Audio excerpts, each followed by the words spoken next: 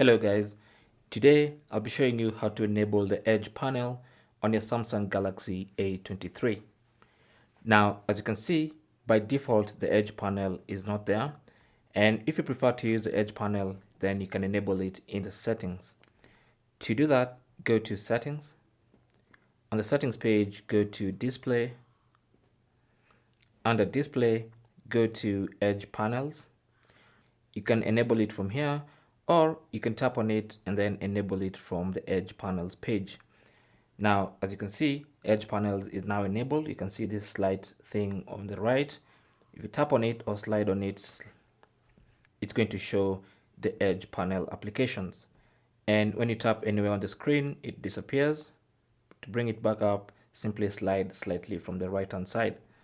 Now, if you go back to the settings page, under Edge Panels, you can customize your Edge panel. For instance, you can tap on Apps and choose if you want an Edge panel with apps or with contacts.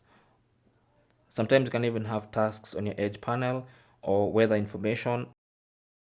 All these are options for your Edge panel. And you can even go and customize your specific choice. So let's say, for instance, you choose to have apps.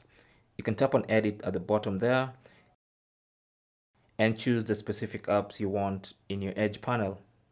You can remove any of the apps. Let's say I want to remove Chrome, for instance, and then add Google Drive by tapping and holding Google Drive and dragging it there. And then once I'm done, I can simply hit back and back and back again. And now I should have the apps I wanted in my Edge panel. Now I'll take you back to the Edge panel setting page. If you tap on Handle, you can even customize the position of the Edge panel.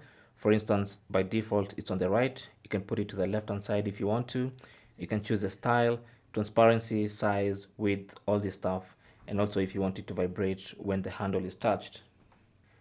And that's basically how to enable the Edge panel on your Galaxy A23. Thanks for watching and good luck.